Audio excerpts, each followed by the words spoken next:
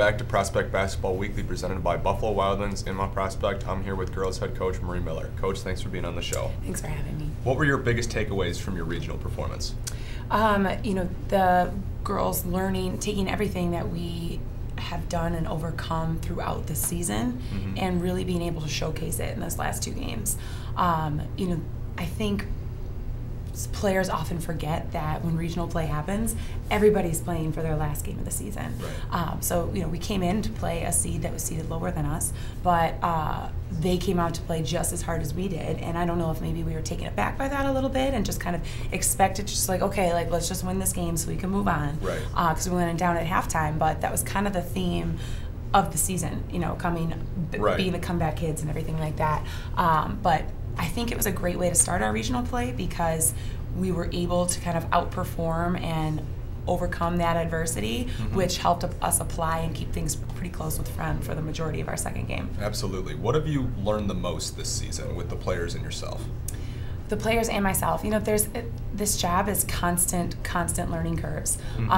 With the players, the most important thing is, the most exciting thing, I guess, is like it'll start over every season. Right. I'll have the same kids back, but they're not going to be the same kids. Right. They've had, a year of experience. They've had, playing time or not so much playing time. They have new goals in place, which is good. If you have the same goals, then, it kind of gets up into a boring routine. Right. But, I've learned just how to kind of approach different players in different ways. Positivity needs to continue to be something that we preach on both ends, myself and my assistant as well.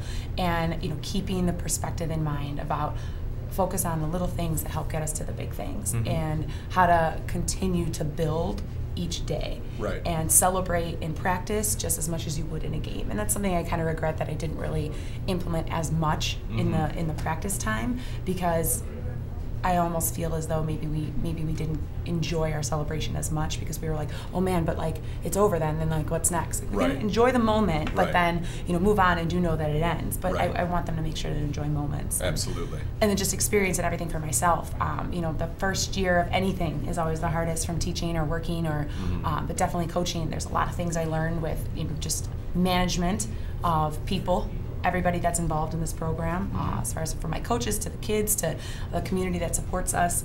I'm really looking forward to year two now that I've got a well-weathered year under my belt. Absolutely. What do you think your biggest success was as a team this season? I think,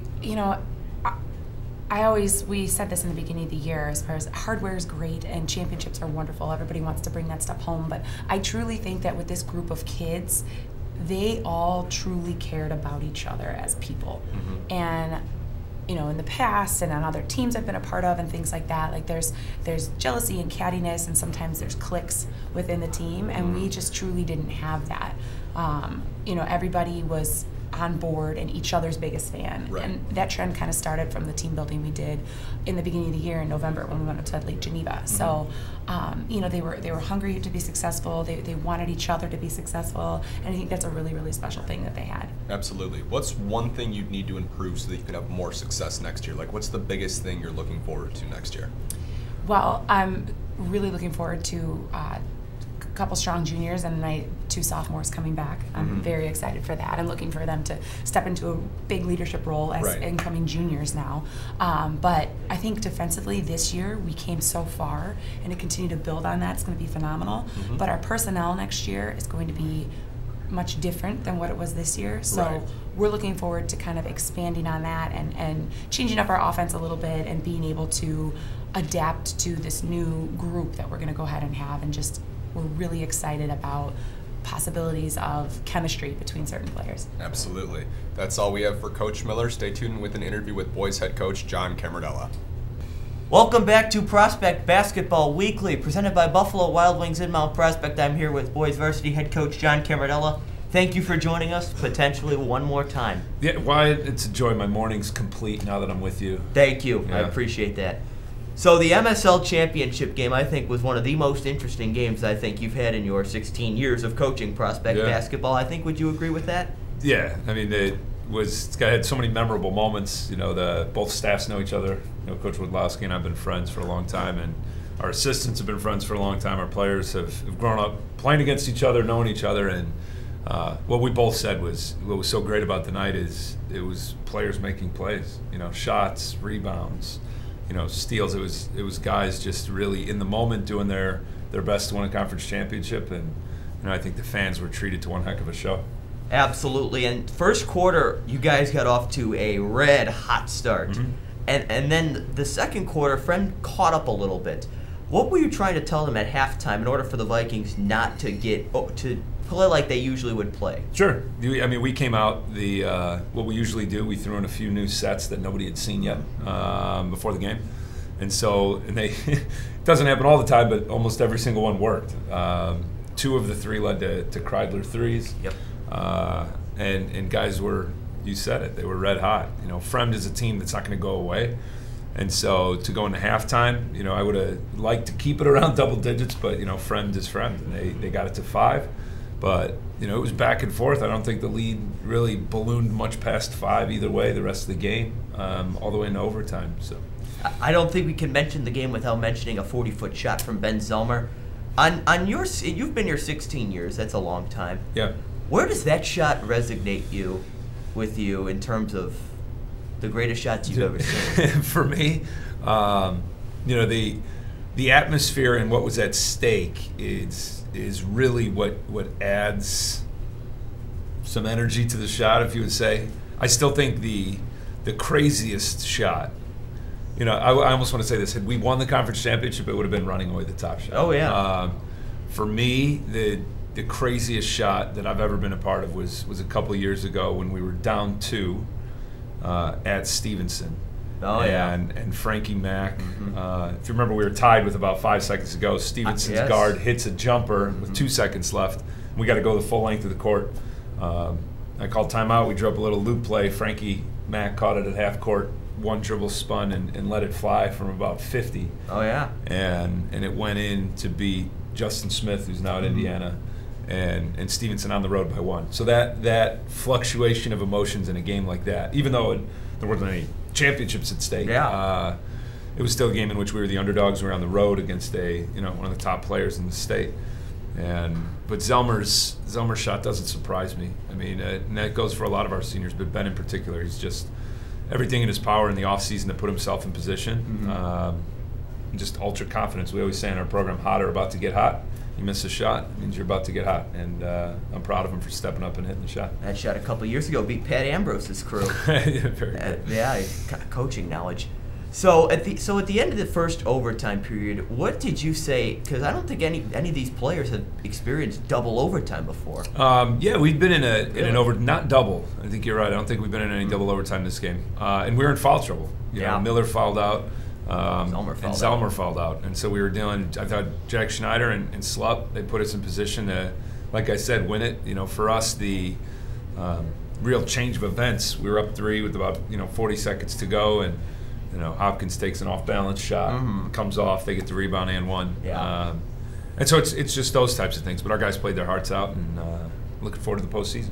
And then that last possession with Bryce Hopkins, how do you defend that?